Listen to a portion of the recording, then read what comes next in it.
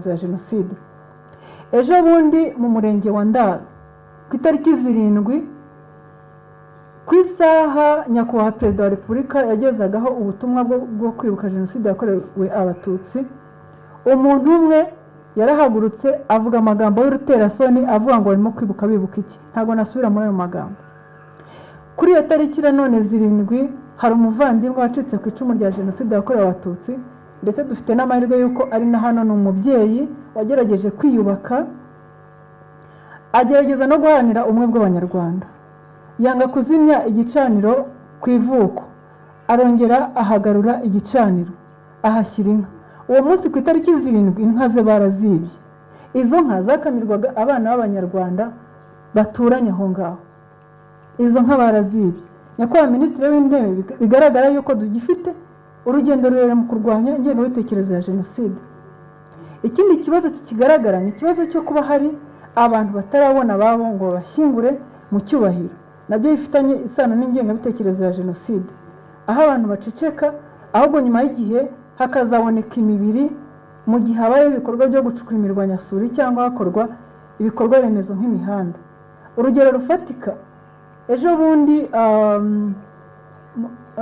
ku itariki 13 mu kwibuka jenoside yakorewe abatutsi muri Kibirira hari umubiri uzahashyingurwa wavuye mu murenge wa Bwira. No mu rwibutso rwa Nyange ku itariki 16 umunsi tuzibuka jenoside yakorewe abatutsi, nabwo tuzashyingura umubiri wavuye mu murenge wa Ndaro. Abo bose bagiye baboneka igihe abantu babaga barimo gucukura imirwanyasuri. Aha rero nyakubahwa Minisitiri w'Intebe, turasaba ko nyuma y'imyaka 32 duhora dusaba ko abazi aho abacu biciwe bahatubwira tukabashyingura mu cyubahiro, kuko gushyingura uwawe nabyo ni umuti w'ihungabana.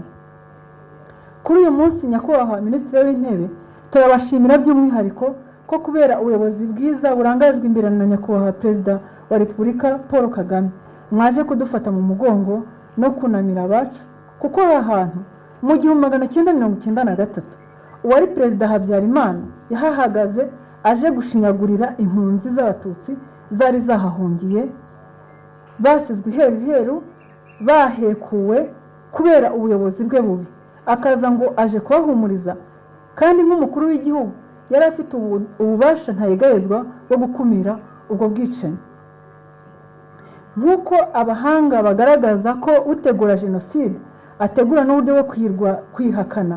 Mu kinyamakuru Le Flambeau, inkuru yanditswe n'umunyamakuru witwa Africa mu 1993 yagaragaje ko Habyarimana yari yarashyizeho umutwe wa Escadron de la Mort itegura iyicwa ry'abatutsi buhoro buhoro, we akazajya abagenda inyuma yohereza abajandarume n'abasirikare bo guhosha ubwicanyi no gutanga ituze. Ari nacyo yakoze icyo gihe mu rwego rwo kujijisha no gusibanganya ibimenyetso bya jenoside yari yarateguye. Ibyo bigakorwa buhoro buhoro kugera igihe abatutsi bazashira mu gihugu. Aha rero niho yabitangirije, dore ko yari afite n'inyoboramugambi y'igitabo cyitwa Mein Kampf cyasanzwe iwe, kandi icyo gitabo kifashishijwe n'abanazi bateguye banakora jenoside yakorewe abayahudi. Kado yahaye ababyeyi bacu ni amasafuriya n'ibiringiti bya rufuku, ntacyo kurya anabasigiye, n'imiti yabemereye yaraje ihita ijya muri farumasi y'umuyobozi wa Sederi wari hano.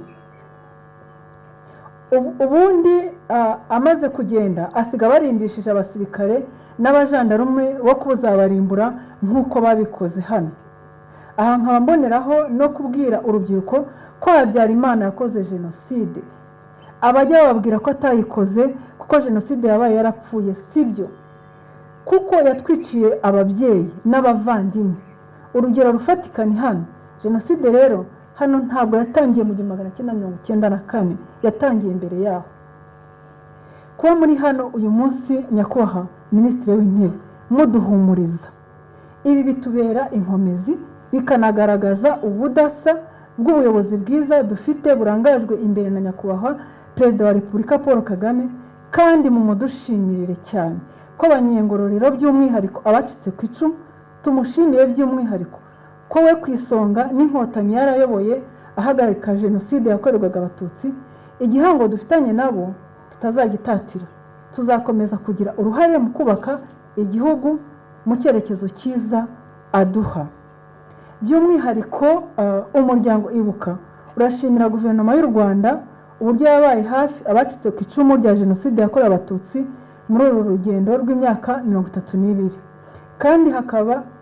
kandi bakaba bakibari hafi mu buzima bwa buri munsi binyuze mu nkunga ya leta ibagenera, haba mu kubavuza, mu burezi, mu kubashakira amacumbi n'ibindi.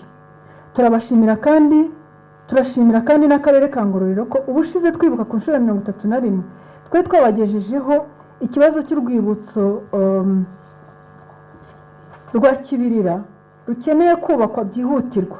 Amakuru dufite uyu munsi akaba tubwira ko habonetse igice cy'ingengo y'imari yo kubaka imva, ariko hakaba hakenewe n'indi ngengo y'imari yo kubaka ibice bindi by'urwibutso.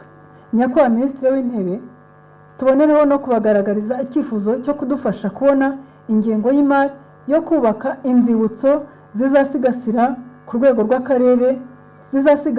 rw'akarere, yaba uru rwa Ngororero n'urwa Kesho, kuko urebye ntabwo ziri kuri standard y'inzibutso zibumbye amateka y'ibyabaye muri aka karere.